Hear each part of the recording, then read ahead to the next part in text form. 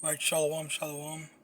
Israel, first and foremost, I want to give all honor, glory, and praise unto YAHAWAH, Yahawadah. Shalom to my YAHAWAH who are diligently waiting to be delivered from this final captivity. This is Brother Kawakab coming at you with another lesson. Today's lesson is going to be a comment response. Alright, now this is in response to this one random Christian. Alright, Christian, I'm pretty sure he's a Christian. I'd be very surprised if he's not. That had replied. Thankfully I screenshotted them.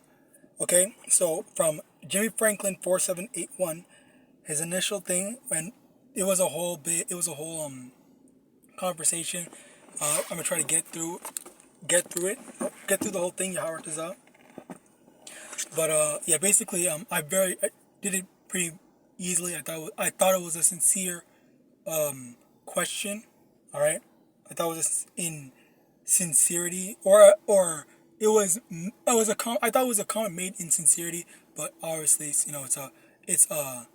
not just a scoffer, but a delusional scoffer. All right, and we're gonna get into why it's very delusional. So, Jimmy Franklin says, you don't have to go through the tribulation already. In the first sentence, you should already be able to tell, like, that's off. That's completely off. That's crazy off. He says you don't have to go through the tribulation. You can leave in the redemption of the purchased possession by trusting 1 Corinthians chapter 15, verse 1 through 4. So let's go into that. Okay. It says 1 Corinthians chapter 15.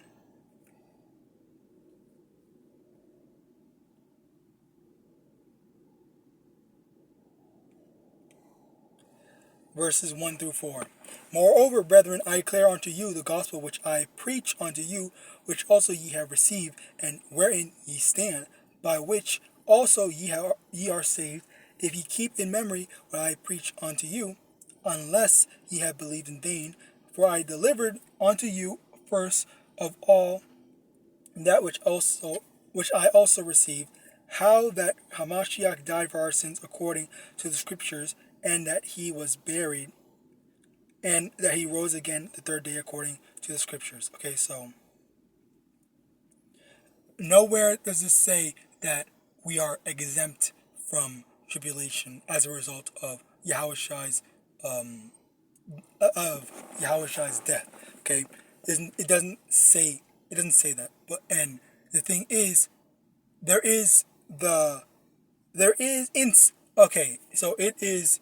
I can see where there's that misunderstanding, but at the same time, the scriptures plainly say that we're going to go through tribulations. All right, we're going to go through hardships. All right, now let's get to it. And Saki, that's the thing. The thing also is the fact that we're already going through tribulations now. We're already going through hardships now, but yet you still have people, like this guy who's going to go want to believe in their own thing. All right. So if anything, how is anything bad happening to anyone that just straight up says, oh, they believe in Yahawashi, or they believe in Christ? All right. You have to actually think and rationalize that. Okay. If what he's saying, if the conclusion that he's come to, which I didn't fully understand, like this cryptic ass initial comment. All right, Slock, I might have to move. And so yeah, if I barely understood this cryptic first initial comment. All right, and then it's like where are you getting the rest of your conclusions from? All right, it's like it's an incomplete thought. Okay, you didn't even bring up multiple precepts to actually try to rationalize why he's thinking the way he's thinking.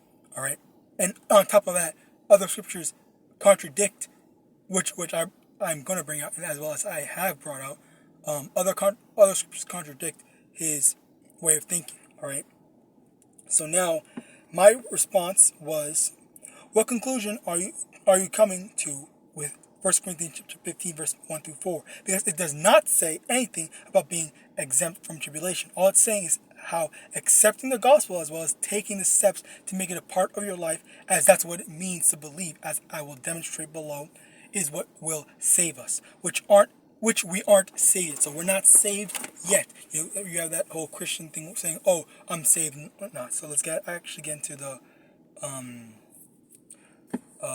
precepts. So first one, Matthew chapter 24, verse 13, but he that shall endure unto the end, the same shall be saved. So that's number one. The first thing is, when we get to the end, if you endure to the end, that's when you're going to be saved. That's number one. So the end hasn't come yet, so we don't know who's saved yet. That's number one. It's like, I freaking pressed the wrong thing. It's a screenshot, not a freaking, not actual YouTube. Sirach chapter 2, verse 1. My son, if thou come to serve the Lord, prepare thy soul for temptation. So already, there is the scripture that's already telling us that if you are choosing to be a part of this truth, you're choosing to serve YAHAWAH, you already have to expect tribulation, temptation, and hardships. All right. Verse 2, set thy heart aright and constantly endure and make not haste in time of trouble. All right. Once again, saying there's going to come a time of trouble. All right. Verse 3, cleave unto him and depart not away, that thou mayest be increased at thy last end. Whatsoever is brought upon thee, take cheerfully and be patient when thou art changed to a low estate. We're going to be changed to a low estate. We're going to be, whatever hardships we're in, we're going to have to go through, take cheerfully. Okay. It's temporary. Verse 5, for gold is tried in the fire and acceptable men in the furnace of adversity. All right. So yes, we understand that yes, there's going to be hardships, and we're going to have to be going through some hardships, and that we have to endure. And when we endure through that endurance, through that patience, we will be rewarded. All right. That's how the Lord tests His men. On top of that, let's go to this other precept, 1 Peter chapter 3, verse 14. But, and if ye suffer for righteousness' sake, happy are ye, and be not afraid of their terror, neither be troubled. Okay? So we're going to have to suffer for righteousness' sake. We're suffering for the sake of Yahawadah, SHAMAIWAN. Okay? We're not suffering just because we're evil. We're not going to, and that's the thing. There's a difference between suffering or accepting judgment for taking judgment from being wicked, as well as and there's one side of taking judgment for being wicked, and the other side of taking judgment from being righteous, because we're going to be oppressed, we're going to be tried, we're going to go through hardships just for the sake of being a follower of Yahawadah, YAHAWASHI. All right, so people are going to do terrible stuff to us because we believe, because we are, we're not going against what is right. Okay, we're for what is right, and that's why people are going to hate us and try to persecute us. All right, so for us to suffer for those reasons, that's better. All right, that's the thing that's better. So for the first two above verses, continuing on my comments, the first two above verses show that serving the Lord comes with tribulation. If you come to serve the Lord, there will be hardships, and that's the Lord putting us in a lower state where we're going to suffer for a good cause and be rewarded for it. There is no free ride to the kingdom of heaven. So yeah, there is no free ride. You can't just say, oh well, I believe, so now okay, well you don't have to do anything else. You're just gonna make it in. Okay. Where I'm also not saying that yes, which I think I'm going to get into it. I'm pretty sure I'm going to get to it. But just to kind of summarize it a bit, I'm not saying that all your works are going to save you. Okay, you show your faith by your works. All right, and I'm pretty sure it's in here, so we're gonna get it soon. So y'all just bear with me. Thinking there will be continuing on the comment, thinking there will be no hardship is a bad mindset to have, which I'll admit I started out like that myself. And yeah, exactly. I started out like that myself. I thought, you know what? Oh yeah, I know I'm an Israelite now. Everything's good. Like that was my first year in the truth, the whole Babylonian year, where I thought, okay, well, all I have to do is, now I know that I'm an Israelite. You know, don't eat pork, and don't eat pork. Don't do try to keep the laws. I googled the laws. I didn't even follow what the any camp was saying. I would watch the camp and just try to follow the laws, and then, you know, like, that's it. Like, you know, I'm good. Like, I don't need to do anything. That was my mindset. And then, you know, lo and behold, as time got on, in my days in the truth, growing and growing, you know, as I was watching the videos called La YAHAWASHI, that I was watching those videos even after finding out that I was an Israelite. You know, that's when I came to the conclusion. I not come to the conclusion, but I learned that, yeah, I have to do something. It doesn't just stop at knowing that you're an Israelite. Okay. Matthew chapter 25, verse 24. Then he which had received the 1 talent came and said, Lord, I knew thee, that thou art an hard man, reaping where thou hast not sown, and gathering where thou hast not strayed. And I was afraid, and went and hid thy talent in the earth. Lo, there thou hast that is thine. His Lord answered and said unto him, Thou wicked and slothful servant, thou knewest that I reap where I sowed not, and gather where I have not strayed. Thou oughtest therefore to have put my money to the exchangers, and then at my coming I should have received mine own with usury. Take therefore the talent from him, and give it unto him which hath 10 talents. Okay, so, you know, there is that mindset of being lazy and thinking, oh well, I'm just gonna be saved. I'm gonna be good and whatnot. I believe that's all that the Lord needs from you. And no, that's not all that the Lord needs from you. The Lord needs more. Okay, the Lord expects more. Okay, He gave us. If you are an able-bodied person, there are things that you can be doing, and there are things that you should be doing. All right, and if you don't do it, you know, the Lord's going to take what little that you have, especially what little responsibilities. Okay, and like, say for example, and when I say responsibility, I mean, like, say the Lord makes you responsible in the kingdom of heaven of, you know, ruling it, taking care of this mansion. Okay, it's like say for example, you need a house sitter because you're taking a vacation. Okay, if you have a mansion, you let someone you trust take care of the mansion. All right, you don't want someone that's gonna, you know, leave it dirty and whatnot. And you have the person with the most that you know is the most reliable take care of that stuff. And that's when the Lord's gonna, for us, being in the truth, that's when the Lord's gonna, okay, well, here you can have this parabolically, you can have this mansion, take care of this mansion. You're gonna be responsible for this beautiful thing. Okay, and then what the little 1 talent that slothful servant had. Oh well, I just gave you a freaking car to take care of. Make sure you drive it around. Don't leave it to go bad or whatnot. And then, you know, the engine doesn't start something because they didn't drive it and whatever, or whatever the frick happens when you don't drive a car for an extended period of time. Okay, where well, now I'm gonna give that car to the reliable servant. Okay, now the servant has a mansion and a nice car and a fancy car. The car being less responsibility and just parabolically. Okay, just for the sake of argument.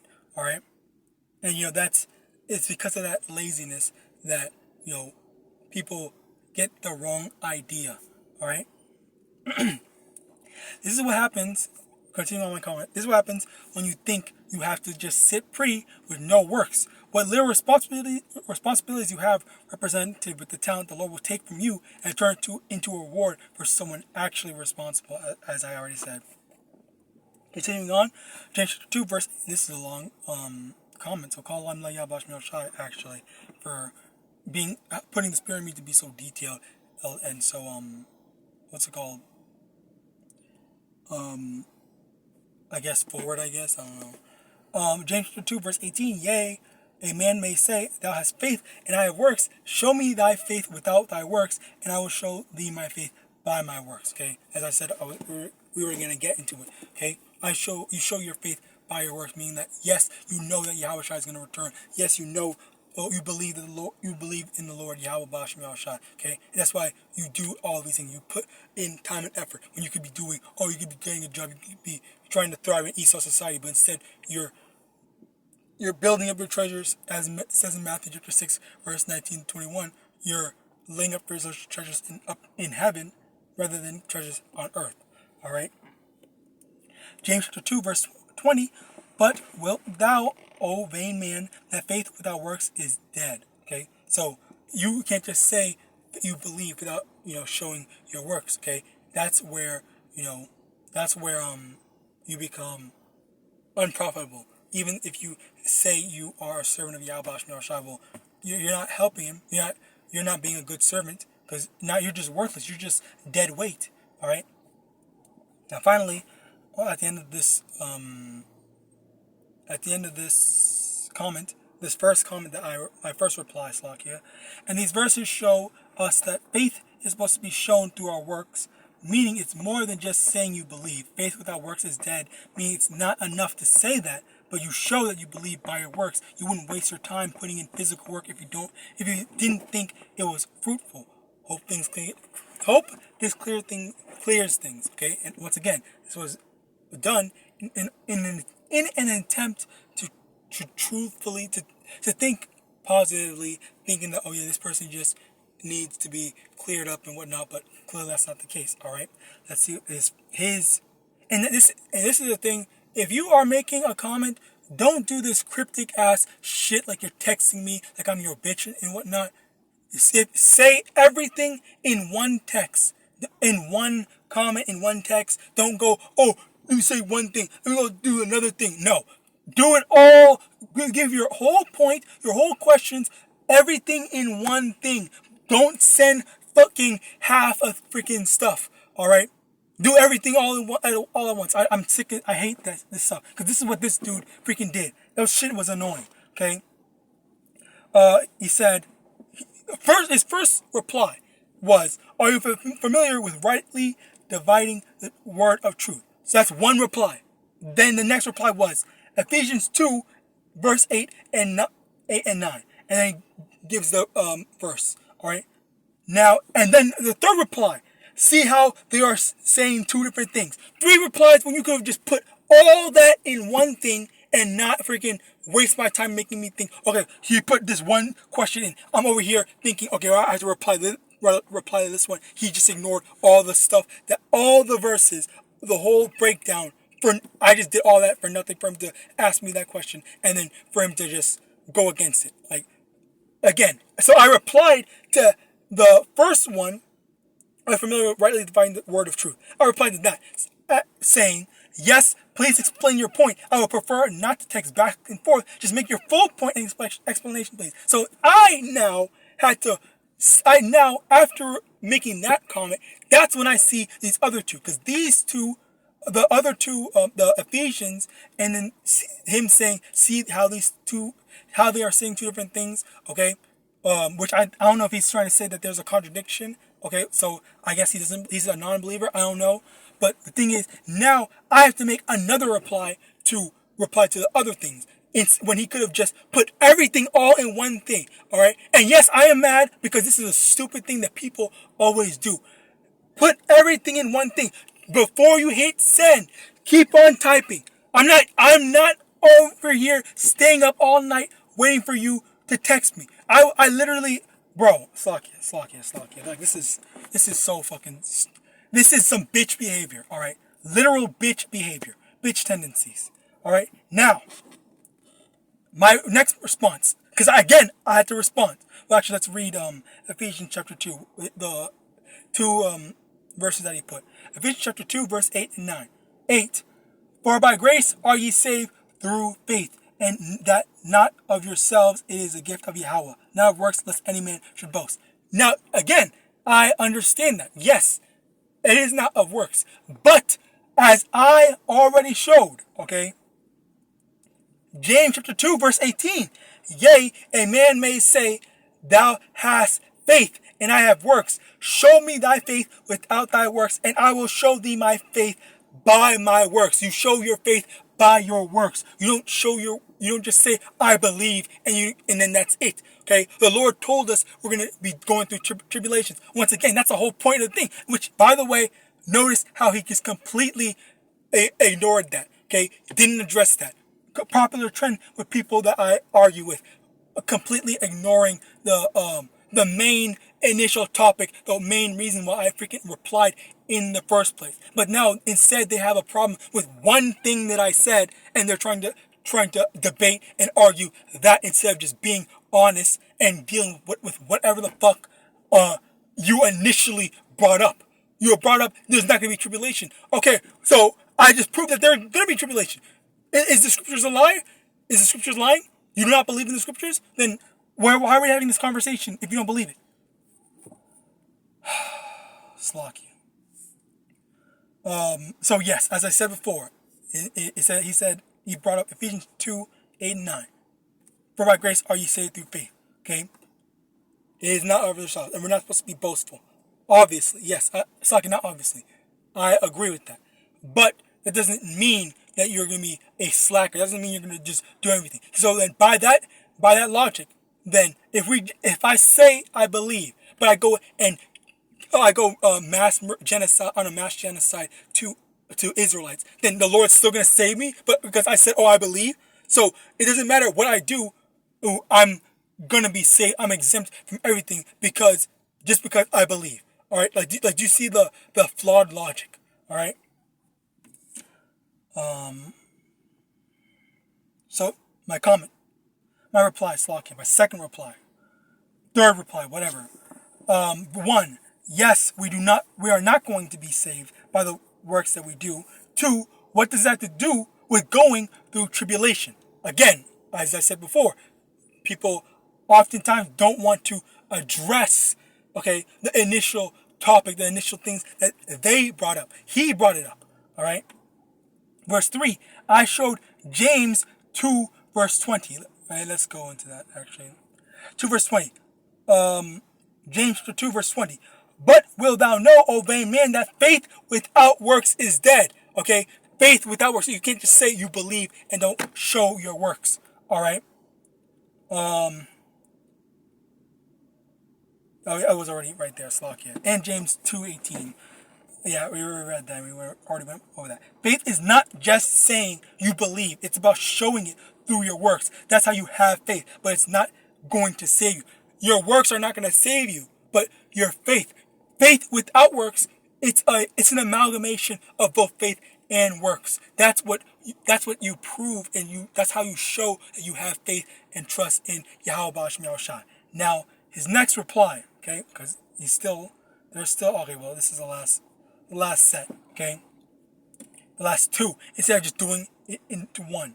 Oh, no, I forgot to...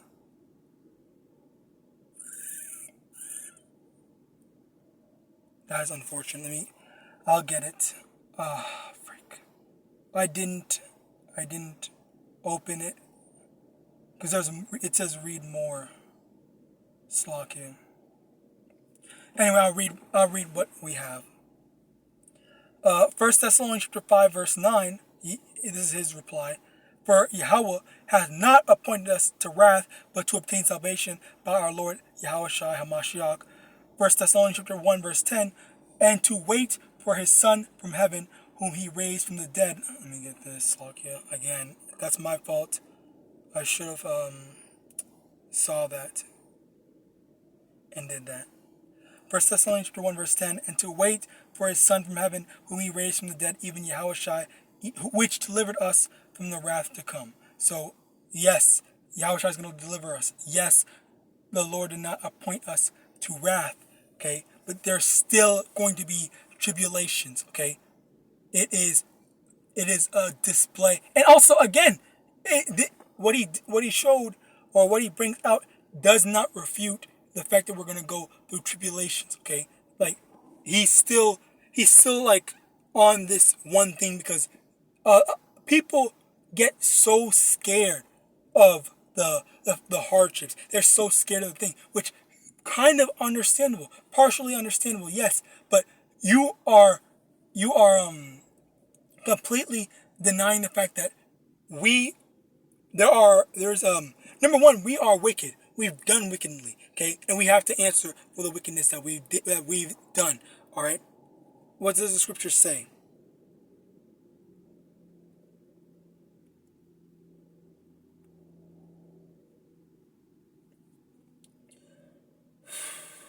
Proverbs chapter 12, verse 21. There shall no evil happen to the just, but the wicked shall be filled with mischief. Okay, so there are going to be instances where, yes, the Lord is going to spare and exempt certain people from evil, but that's the people that didn't do anything. All right, if you didn't do anything, then of course the Lord's not going to let you go through something terrible. All right, but the thing is, we've all sinned. We've all done wickedly. That's why we're in captivity in the first place. So as a result of that, yes, we might not be doing anything terrible that we remember or now, but in our previous life, if you can receive it through regeneration, all right,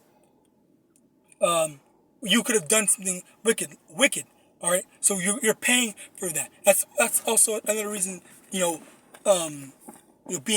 being poor and whatnot. All the terrible stuff. Like, say for example, a kid, getting raped at freaking 5 and whatnot. Okay, there are literal there was a little 1-year-old girl that died from getting gang raped by a bunch of like adult men, like in their 30s and or something like that.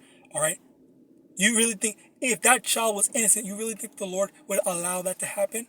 It's because that child was wicked in their past life that the Lord allowed for something like that to happen. And in that same sense, okay, because we did something, we have to pay for it. We have to pay for our wickedness as well.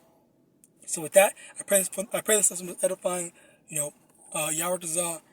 I pray Yahawadah. This was edifying. I want to give all honor, glory, and praise unto Yahawah, Shem Yahushai, Shem Kakwadash. Shalom to my Akim Waqafim who are diligently waiting to be delivered from this captivity. Abba, and Shalom.